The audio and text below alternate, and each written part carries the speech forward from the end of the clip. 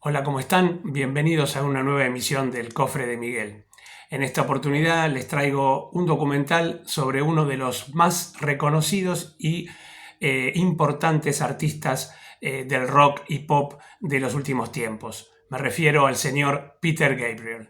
En este caso es un documental realizado para un ciclo que se llamaba Much More Music y se trata de un reportaje donde él recorre toda su carrera hasta el año 2003 aproximadamente, que es donde se hizo el documental, y cierra con la edición de su disco Up. Es un reportaje muy interesante. El recorrido por la carrera de este músico abarca, por supuesto, sus discos solistas, sus épocas en Génesis, y es uno de mis artistas favoritos de todos los tiempos. Así que este video está dedicado especialmente a mi amigo Quique Cuagliano, que tiene su canal de Gigantes Gentiles, que seguramente muchos de ustedes lo conocen, y si no lo conocen, les dejo por acá arriba un link para que lo visiten. Y además, en el canal, les voy a dejar al final del documental, van a encontrar dos programitas más sobre Peter Gabriel, uno hablando sobre el Tour Secret World, que lo trajo a la Argentina en el año 1993, y un pequeño especial de HBO Olé que anunciaba la emisión del concierto. Bueno, los dejo entonces con la carrera y la vida del señor Peter Gabriel. If looks could kill, they probably will engage without frontiers or without tears. There were always times when we saw other people who could do certain things better than we could or than I could. But you learn to find that if you have your own voice, it actually doesn't matter as long as you've got your path and you do the best you can.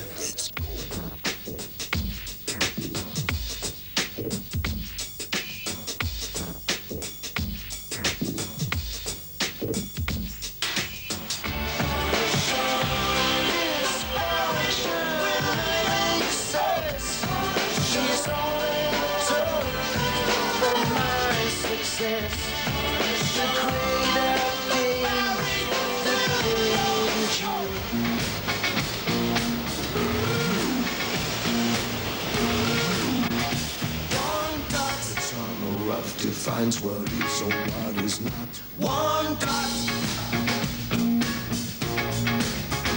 two dot. My name is Bill Wlitzka, welcoming you to the story of Peter Gabriel, and I'm just thinking, Peter, are you ready to squeeze in 3 decades into 1 hour here? Of course. Are you? It sounds a little painful, but I'm sure it can be done. Well, correct me if I'm wrong, but I think the big thread for me, anyway, throughout your career is that it doesn't matter what album it was, what single it was, and you can even talk about the new record this way, is that it never sounds like anything else out on the charts. Well, you're not supposed to have hits when you're approaching things that way, and you have had a career full of them.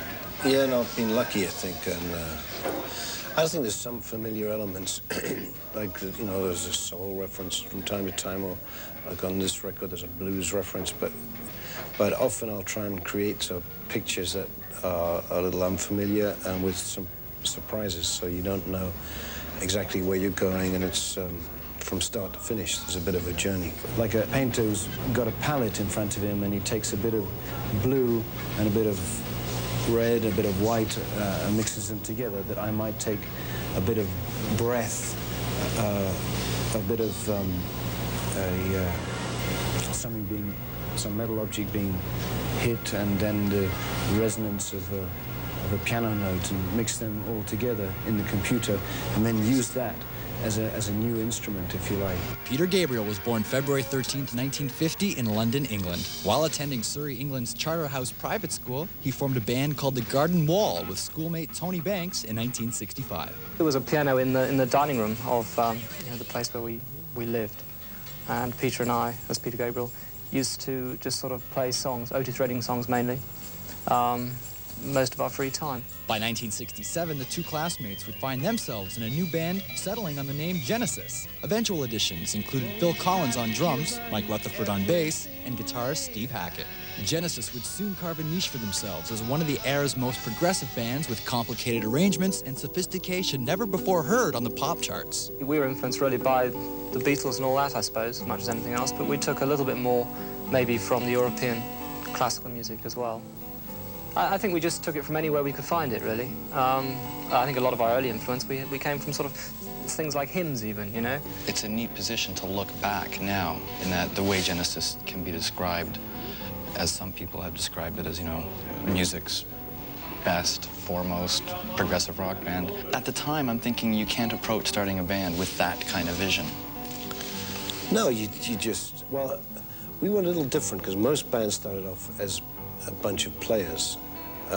We started off as a bunch of songwriters, and I think that's one of the reasons that some of us are still around, really, because it was about the writing first, more than the playing and the sound, and, although those are really important. So that way, I think you don't think about it where you're going to go. I mean, you want to do really well, you want to be the biggest, greatest, best, and break all sorts of musical barriers. But, you know, realities also set in, you know, and I think there were always times when we saw other people who could do certain things better than we could or than I could. But you learn to find that if you have your own voice, it actually doesn't matter. As long as you've got your path, then you do the best you can. And I may join you on your hearts now. It was around the release of their third disc, 1971's Nursery Crime, that Peter Gabriel would take his band to new levels of theatricality. Peter began experimenting with masks, makeup, and other elements that would make their multimedia live shows legendary.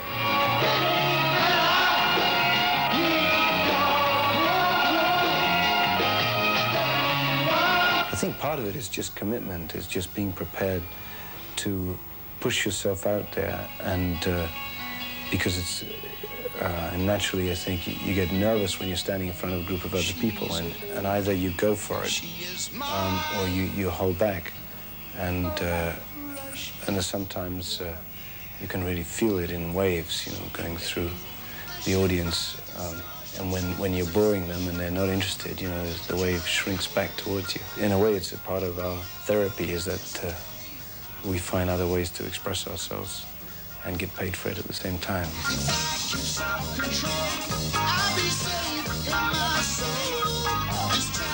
1974's The Lamb Lies Down on Broadway would be Peter's seventh and final album with Genesis. As a year after its release, he announced his departure from the band, in which he helped put on the map. I think there were a whole variety of reasons, really. I think personally, I didn't like what I felt I was becoming in that role, and I did feel that the thing itself, because of its success, was becoming a little more conservative. You know, now if I want to do something which appears stupid or unnecessarily dangerous or risky to the other people I work with, I'm entitled to do it because it's fundamentally my thing which I'm putting at risk. Whereas in a band, in a sort of democratic setup, which we were, it was other people's livelihoods that I was f***ing up. As the years sort of ticked by, up until the Lamb album when he left, it was slowly changing, and songs were much more by one or two or three people. And in fact, if we'd actually put who wrote what, when Pete actually left, there wouldn't have been sort of cries of, well, that's it for them, you know, as it were. Because they'd have seen that a lot of favourite songs were written by, or at least had nothing to do with Pete. Genesis was a collective of songwriters with far too much material, really. Those very first few seconds, Peter says, I'm leaving. Was there a sense at all of, uh-oh? Well, if you ask different people in the band, and I mean, for example, Mike and Tony were probably more disappointed and worried because they saw Genesis as a group of composers, but us being young and sort of, you know, Spinal Tap, said, no, you're either with us or you leave. And he said, well, all right, then I've left. So my first reaction was, right, well, we're a four-piece now. The vocals were played without a vocalist, you know. That was my first reaction. And they said, be quiet. Of course we need a singer. You know, and I said, you know, I felt like the guy, no, instrumental, instrumental. They can hear what we're doing, you know. Without a lead vocalist, the remaining Genesis members elected their drummer, Phil Collins, to take over vocal duties, only after a number of auditions were held with various singers. I really didn't want to do it, but I do wake up some days and think, I'm a drummer, why can't I just play the drums? Why can't somebody else be out there talking to the audience and, you know, and worrying about his voice and all this kind of thing. But when Peter left, we reviewed maybe half a dozen guys and still nobody was there. And it was suggested, well, why don't you do it? And it was really not something that I was that happy about because I was a drummer and I didn't want to come out and be anything else, but I did it. And the first gig was in London, Ontario. Peter Gabriel's solo career was launched in 1977 with the release of what would be the first of 3 self-titled albums. Peter Gabriel 1 was produced by veteran rock producer Bob Ezrin. Time stood still. Eagle flew out of the night. He was something to observe. With your first solo in 77, there was one reviewer that said it sounded like a musician unleashed. Yeah, in some ways I was just trying to do a lot of different things that weren't Genesis, so I was trying to stay away from that territory. And, you know, and I worked with Canada's very own Bob Ezrin, and, you know, and Bob's a very musical guy too, so he helped bring things together. But at the time, I was just trying to flex my muscles as a songwriter, and having come out of a band, it's a little like leaving home, you know, you suddenly, there's a whole way of doing things that is gone, and you're suddenly out on your own and having to redo things and find new ways to connect with people. Even with a built-in fan base and adding to it by picking up new fans, Peter still wasn't satisfied. Still to come on the story of Peter Gabriel, the desire to bring world music to the world. Someone, regardless of where they're born, of what color their skin is, of what language they speak, they should, if they have a talent and something to say, have a chance to get heard. And currently, media is very racist. Climbing up on Salisbury Hill, I could see the city light. Wind was blowing, time stood still. Eagle flew out of the night. He was something to observe. Came in close, I heard a voice, standing, stretching every nerve. After leaving Genesis, Peter Gabriel wasted no time in embarking on a solo career. 3 self-titled albums would be released between 1977 and 1980. It's a knockout. If looks could kill, they probably will engage without frontiers or without tears. No longer feeling constrained by the limitations within a band situation, Peter brilliantly illustrated why he had to fly on his own. Early reviews of his self-titled trilogy used words like cerebral, vibrant, experimental, and atmospheric. At that point in his career, he was referred to as a visionary. Well, sometimes I'm ahead of the game, and I think that's partly, you know, from my dad, because he, in 1970, he was electrical engineer, inventor, and with an Italian design, this cable TV system, which was this fiber optic base, but they were talking about entertainment on demand, electronic democracy, sort of home shopping, all this stuff. But because it was right at the beginning of the 70s, it was all based around the rotary dial of the telephone, just to give you an idea how old it was. And so I watched him, you know, campaign for things that weren't there yet, and have a hard time. But I think that's where my interest for for what's coming developed.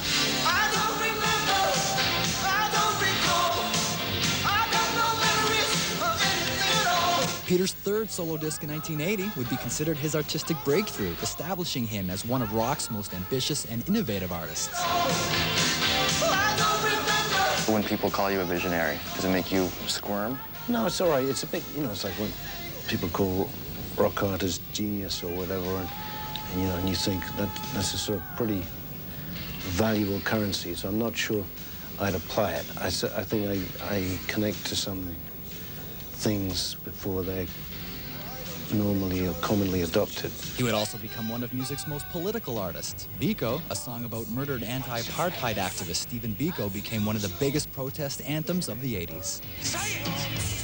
Say your name! Oh, Biko, Biko, Biko, Biko. Back to to Stephen Biko?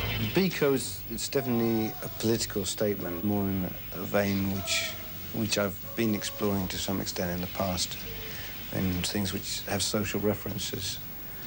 I've done on quite a few songs, although it's not always been obvious or people haven't picked up on it. I think a lot of people overvalue the effect of music, both in the 60s, the sort of hippie period, when there was all this grand flower power idea of instant revolution. There are grand ideas about social reform as a result of pop music, which I think are greatly exaggerated. But I think what you can do is perhaps trigger ideas and tap people's thinking into a given direction, and that's useful. The outside world is black and white with only one color dead. Oh,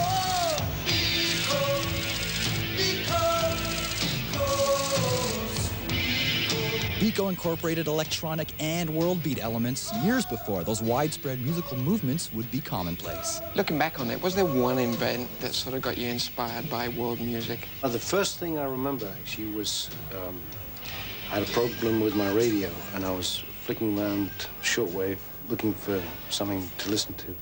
I came across some African music, but there was some harmonies and rhythms there that interested me a lot. And it was also around the time that drum machines first were invented. The very first one was a kit manufactured by a company called Paya. And so you had the capacity to start looking at other rhythms and see what you wanted to program rather than just work with what was available. So I think those were the first sort of moments when I was conscious of looking outside. What is it about different sounds that really turn you on? Well, I mean, initially I think it was grooves and voices, and then a whole lot else besides. It just felt fresher than a lot of the stuff I heard coming out of the radio. So that was very attractive to me. And I think, like many people, like when you're meeting a whole lot of people from places that don't speak your language, that have very different culture, there's a certain anxiety when you first try and get together. But like animals sniffing around, we eventually find a way to connect, and then you start making noises, and suddenly, you know, you're a couple of human beings just trying to express yourselves. And it's a fantastic thing when you break that ice and when you find a way to connect. And there isn't any divisions between people from different races or skin colors. We're just musicians. Peter's interest in world music allowed him to establish WOMAD in the early 80s. The traveling festival of world of music, arts, and dance was designed to bring various world music and customs to a Western audience. I remember a train journey coming back from London one night, and I was very excited by some of the things that I just heard, and thinking, how on earth can we get this music to a larger audience, and began trying to think of some sort of event where one might pull in rock and roll musicians that had an interest in world music and use that to bring in an audience and then expose them to music from many cultures. One of the things that depresses me is that a lot of people tend towards cynicism before enthusiasm, and I think particularly in this area, we need a lot of enthusiasm, because, you know, most of the people that I know that have been introduced to world music by chance or by friends, whatever it is, suddenly find things that they really didn't know about, didn't expect to like, and become really enthusiastic. We all believe that it's going to have a sort of increasing role in the future, that the sort of shuttered blinkers of rock are going to be forced open if they don't open voluntarily anyway. And for me, the most interesting areas of music are those which incorporate some high-tech and some non-European influence. We, in 1980, started this thing called WOMAD, which was World of Music, Arts and Dance. And because we couldn't find music that we were getting excited about from all over the world, there were maybe 2 record stores in London, and it was harder still to find live shows. We started a festival, and that got us into Real World Records later on. The Real World record label was launched in 1989, a joint venture between Peter, his WOMAD organization, and Virgin Records. The goal was to make world music available to consumers everywhere. To date, Real World has issued records from almost 100 artists from 48 countries. And it wasn't about education, it was just about enthusiasm, really. I mean, there was a sort of evangelical sense in some areas, just to try and open it up to people and say that this doesn't have to be sort of folk music or cultural music. This is something that is very real today and not just to be kept in a museum. We had a lot of artists coming into these festivals that couldn't get record deals anywhere.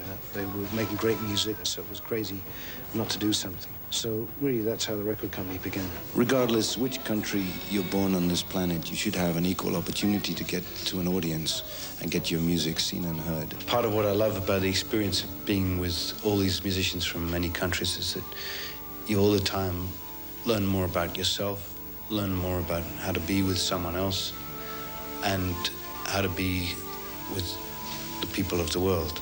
I think we wanted to be facilitators and the artists that in many ways lead what the label does. When you're falling, I can't tell which way is down.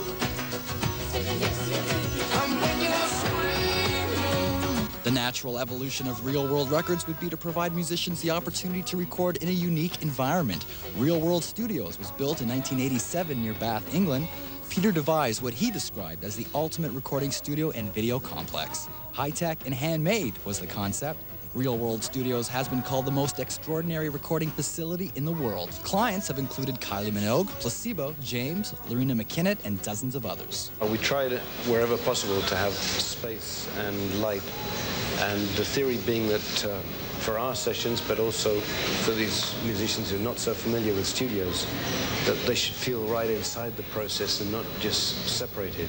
Traditionally, you've had the studio here and the control room here, and there's a wall of glass in between, and you get these sort of 6 cold faces looking out at you, and you're sort of in there like an animal in a cage. And the way we try and have it is that if it's energetic music, anybody that's in the control room with the artist, you know, in the same space, has got to be dancing or playing percussion or somehow supporting it.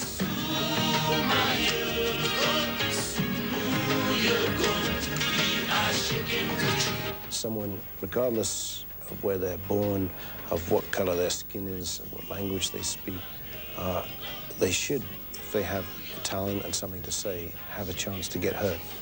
And currently, media is very racist. And, you know, you don't get that range of cultural mix.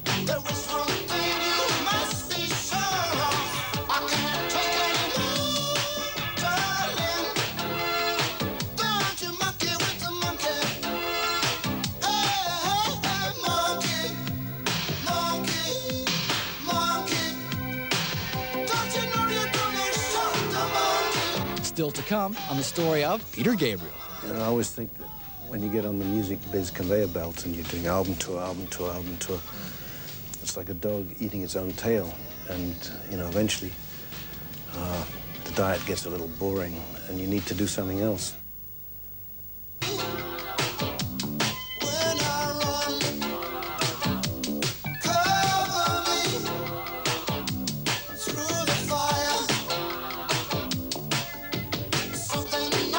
Peter Gabriel's solo career gained momentum with his 4th studio endeavor, 1982's Security. The album earned glowing reviews and went gold on the strength of the album's first single, Shock the Monkey.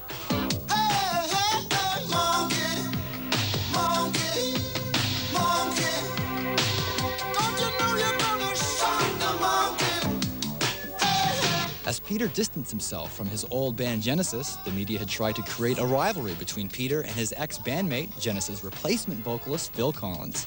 Phil had also started to see success as a solo artist in the early 80s. With the split between the band, there was a certain amount of animosity. No, because really, I guess I'd been in there from the word go, and we were school friends, and I guess there was a better level of understanding, less competitive. I don't see them a lot, but we get on fine whenever we do. So, you know, I've worked with Phil a little bit since then, and you know, seen Tony and Mike a little bit too. So, yeah, there's no bad feeling. As much as people tried to create a feud between the two Genesis vocalists, Peter and Phil would deny a feud existed. In fact, Phil even guested on Peter's 1977 solo debut, playing drums on some tracks, and Peter returned the favor, contributing some vocals to Phil's Hello, I Must Be Going in 1982.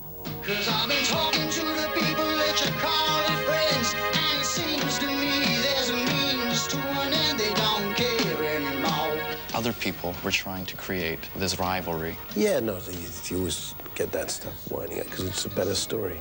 I watched him sometimes, we'd be in dressing rooms, and, you know, I'd be bashing away at the piano, and he'd be thumping away, and we'd both, you know, be forging some of our own songs. And I was thinking at the time, well, we'll get I'm sure there'll be a day when we both have an outlet for this stuff. And he's a very natural musician. You know, I've got an enormous respect for his talent as a musician. So I'm thinking to guest on his 82 record was almost a way to prove that, you know, listen, stop it, there is no rivalry going on. Yeah, and he was always very generous with his sort of musical time, because he loves to drum, and he would come and sit in and offer to, you know, do sessions or live stuff. Yeah, I mean, there's not really been a problem there. Peter's fifth studio album, 1986's So, would become his commercial breakthrough, featuring the hit single Sledgehammer. I wanna be the sledgehammer. Why don't you call my name? Some have called the groundbreaking Sledgehammer video the best music video of all time. It would become Peter's first #1 single. The video involved over 100 hours of filming and would result in being MTV's most played video of all time. The video Sledgehammer, the sort of frivolous nature of it maybe tends to offset people's image of Peter Gabriel as a very serious man. Oh, I'm very pleased about it. I mean, I've always appreciated humor and seen, you know, some humor in things that I do, but this is the first time that it's come through visually properly, so it pleases me. So would feature 3 top 10 singles and would garner Peter his first Grammy Award. For every job, so many men, no one needs. Don't give up. The follow-up to So would take 6 years and would begin the pattern of Peter's long spans between releases. If you look at other forms, whether it's someone writing a book, someone may take 7 years to write a book, and someone else 7 days. And that's acceptable, that time difference. But in our music, which is so business-based, people start, you know, getting upset if you take more than 9 months to make a record. And I always think that when you get on the music biz conveyor belt and you're doing album tour, it's like a dog eating its own tail. And, you know, eventually the diet gets a little boring and you need to do something else for your own sanity, let alone what you're putting in. And, you know, as they say in computer speak, garbage in, garbage out. So I try to do a few other things that interest me as well as that. Don't say nothing. Keep your hands on the wheel. Don't turn around. This is for real.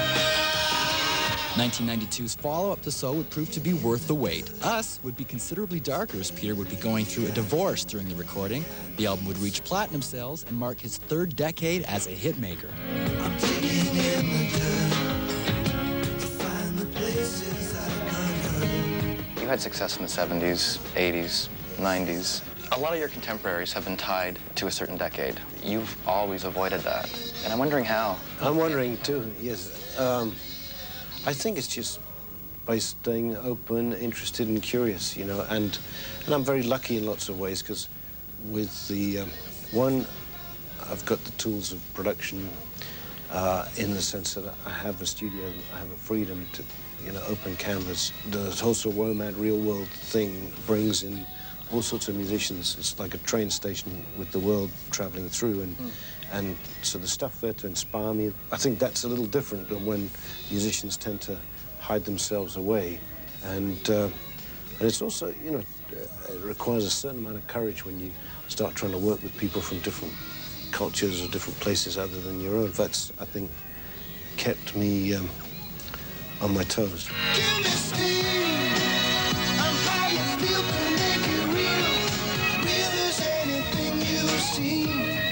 still to come on the story of Peter Gabriel. In cultures where death is part of life, they seem somehow more vital, more alive than a lot of our culture, which is just pretending that it doesn't get old and just attached to youth. So I feel more comfortable with that. The knotted cords untying,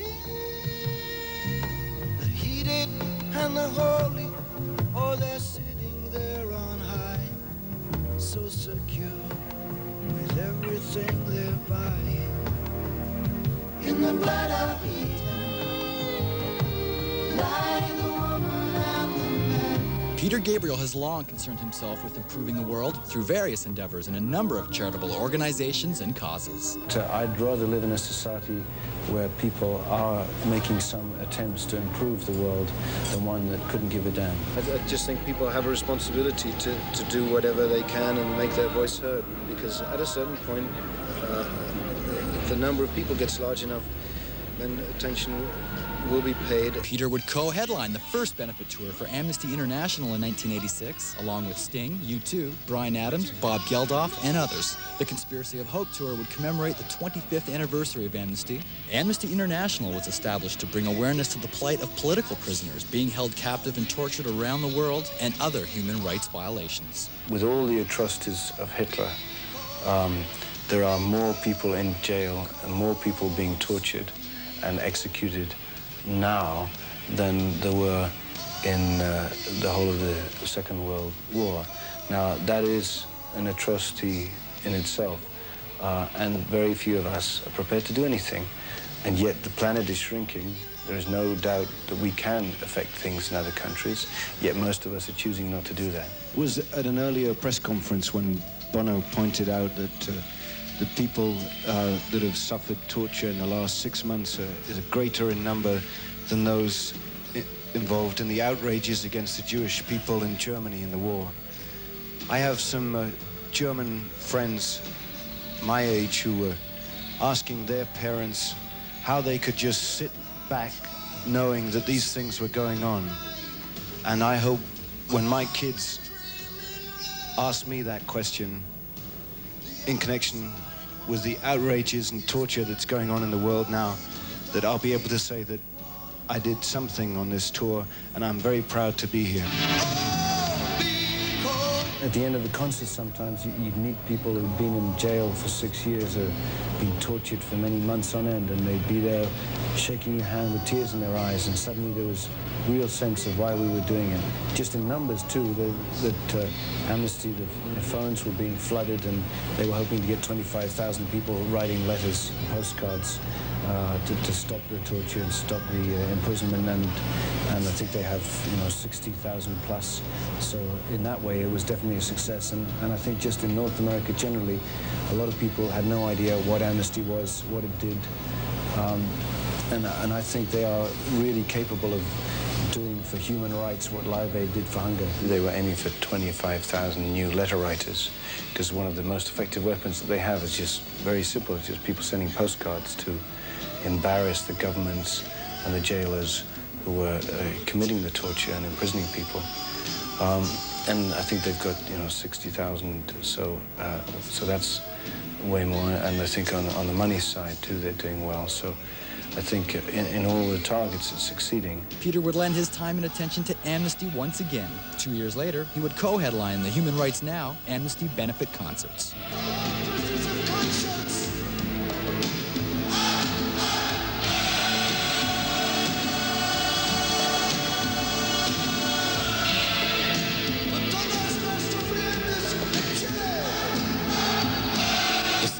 Peter also co-headlined the Nelson Mandela 70th birthday tribute concert at Wembley Stadium. The South African-born Nelson Mandela had actively pursued resistance in the ruling National Party's apartheid policies. He was sentenced to life imprisonment in 1964, accused of plotting to overthrow the government. He became a potent symbol of resistance as the anti-apartheid movement grew. He consistently refused to compromise his political position to obtain freedom. We would like to welcome someone on stage that's been a great influence on our music and also on our politics. First time I ever went to a rock concert, this guy was on stage. He was singing then. He was a personal hero of mine, and he still is. And please welcome Mr. Peter Gabriel. South Africa is the only country in the world which has racism enshrined in its constitution. It was a message from all of us, from all of you, from the sons and daughters of the South African government, but it's time for a change.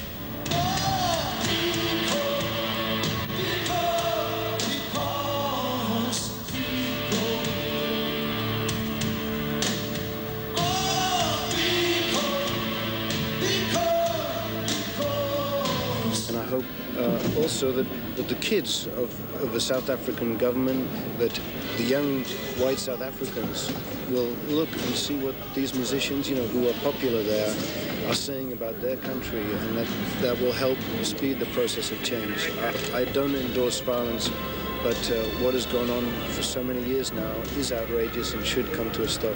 Nelson Mandela would be released from jail 2 years later. He would plunge himself wholeheartedly into his life's work, striving to attain goals he had set out almost 40 years previous. The same year, at the same venue, another tribute concert for Nelson Mandela was held, this time to commemorate his freedom.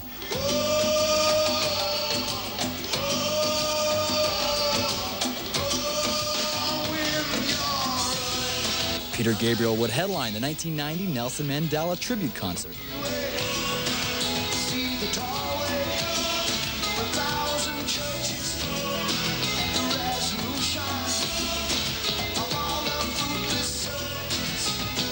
In addition to performing benefit concerts, Peter has had a long track record of donating songs to benefit albums. He has contributed material to several collections for Amnesty International, 2 Greenpeace compilation records, the Princess Diana charity album, and Refuge, a Kosovo benefit disc.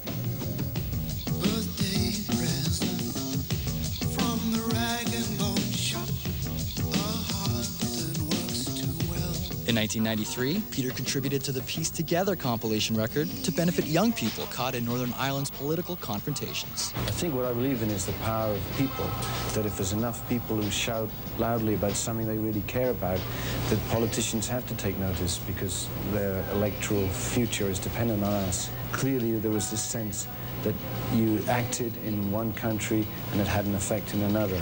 You don't have to be afraid. There's nothing here today.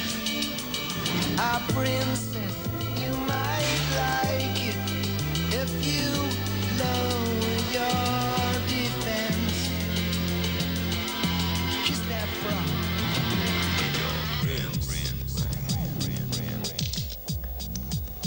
Get your Still to come, Peter on aging, death, and his brand new disc, Up. I don't think I'm consciously, losing a lot of sleep thinking about dying, but it's on the table.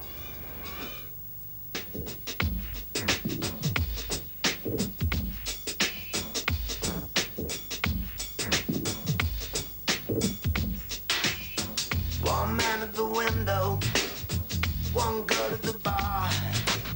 Saw the look around. I thought it was funny, your stock answer for when someone asks you, when is the album coming out? What do you say? September. You don't tell them the year, though. Well, that's what kept him quiet for a while. About 5 years, I think. Seen you on the TV. I seen you on that show. You make the people crazy, and then you let them go. Peter Gabriel's first pop record in 10 years is 2002's Up. As we care, and the hostile folk we keep apart till the red light says on air. Wow, it's been 10 years since his last record. And I think that's a popular misconception. Well, you've been busy for 10 years. Yeah, I've been busy. I think people just think you sit around on your ass. And so I do keep myself pretty occupied, and this has taken a long time. But I didn't have a producer on this, so there was no one really cracking a whip. And whenever I get bored with an idea, I'd move on to something else. And we ended up with 130 things that I was working on. So that was a little silly. But I sort of started properly in around 95, 96, and then, yeah, as I said, I think we're the only album I know with its own archaeology department. You know. Some are referring to this as a comeback record. Right. Every record I make is a comeback record. I've never been quick.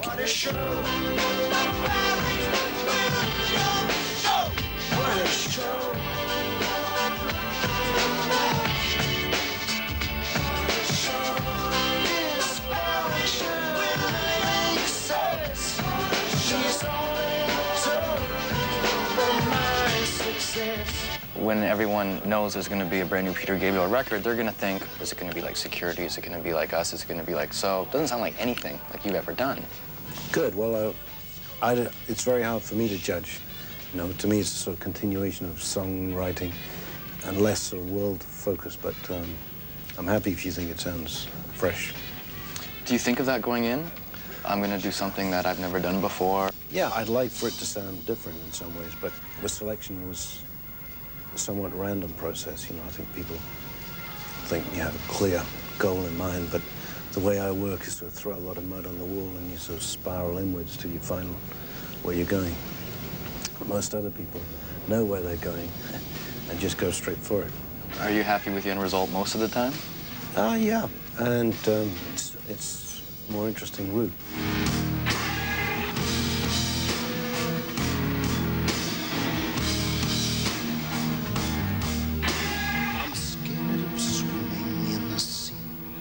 With dark shapes moving under me. Every fear I swallow makes me small. Inconsequential things occur. Alarms are triggered, memories stir. It's not the way it has to be. But I do not know. I hate There's a line in Signal to Noise, still something in my heart to find a way to make a start. This is a line that to me is a really good indication of something you talked about years ago, and that is you like to give the listener an escape hatch of positivity. Yeah, there's some pretty bleak subject matter and about 5 songs dealing with death, but I think that in a way they're quite positive. And, you know, our culture is youth-dominated, and we run away from death. And when you run away from something, you often find yourself going right back into it. And in other cultures where they accept death or they have initiations, which sort of include some death-like rituals, there's a presence of death in life, and somehow they're more alive. So I see that as a positive thing, and I think Signal to Noise is, in a sort of very English way of writing, saying the same sort of thing as Get Up, Stand Up. The whole dead person's market is something that people haven't really addressed so far. So I was just writing about things that interested me, and there were 4 or 5 that ended up about death in one way or another. But there's also some about the beginning of life, too, so I think it was sort of being more connected to the beginning and end that got me fired up. All the walls closing on me. Precious building, wave on wave, till the water breaks and outside I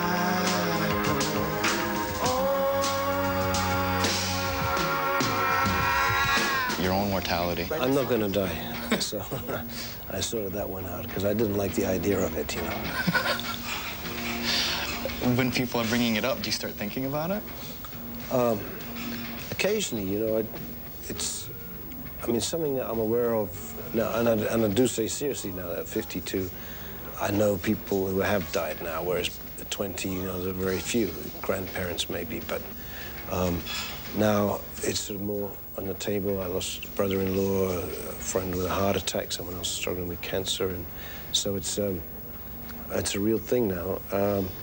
And I think, looking around, that in cultures where death is part of life, they seem somehow more vital, more alive than a lot of our culture, which is just pretending that it doesn't get old and just attached to youth. So I I feel more comfortable with that and with myself. So I don't think I'm consciously, losing a lot of sleep thinking about dying, but it's on the table. The more you know, the show will score. Showtime. Hi, I'm Chris McDonald. We're here on the set of the Peter Gabriel new big hit he's got called The Barry Williams Show, and I play Barry Williams. I'm going to show you on the studio. Come on. Barry Williams Show.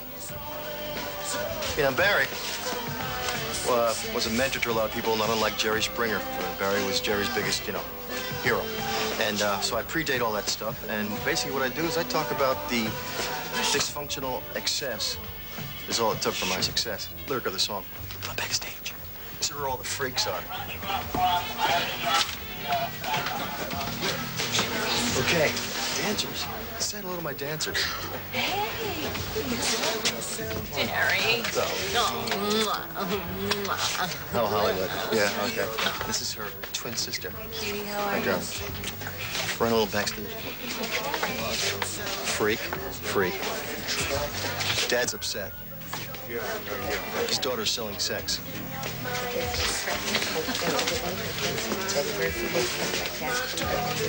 The dominatrix and her submissive.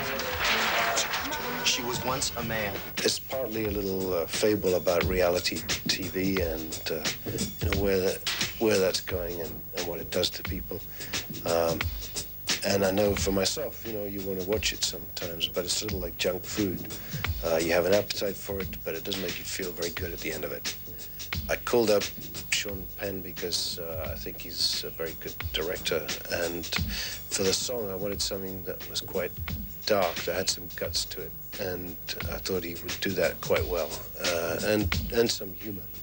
Off the bat, I was really flattered to get the call, and then because I think he's a great artist and somebody that's been an inspiration to me in a million ways for a long time. Got the reputation of a surgeon, 'cause they cannot feel the cut. It looks so very simple, but it really isn't art. Well, when I was looking for a name, I was trying to think of someone who would be suitable for TV, but I had no idea when I came up with the name Barry Williams that there already was someone that Americans would be familiar with the name Barry Williams. When Peter wrote the song, he was searching for a name that would work well musically. And he'd tried apparently several different names, and he happened to land on Barry Williams. And although he might have been aware of the Brady Bunch and was, I don't think he made the connection between Brady Bunch, Greg Brady, Barry Williams. So basically, he was just using a name that worked like a good lyric. I really was ignorant of the real people attached, but probably, any name that sounded as if it lived in TV land would probably have some real faces attached. I think this name had more well-known faces than I realized. Playback. Numbers. Got it.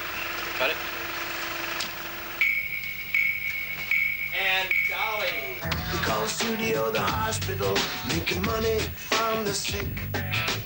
We let people be themselves. There is no other trick. I know you're shy of certain words that people use to describe you. Sexy? Not shy of that one. Genius has come up, innovator. People do need words to describe you. Brad Pitt lookalike.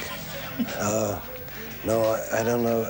Whatever comes up really is. I think people in the music business use the word genius a little too easily. I think, I do my thing and I mix it up in a way that's different, but I don't think I'm Einstein. Ladies and gentlemen, a big hand for Mr. Peter Gabriel.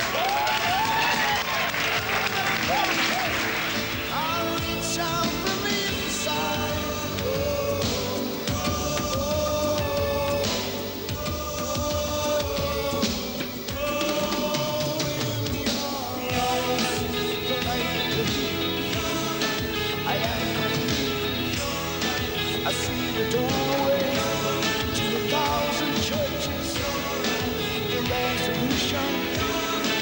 of all the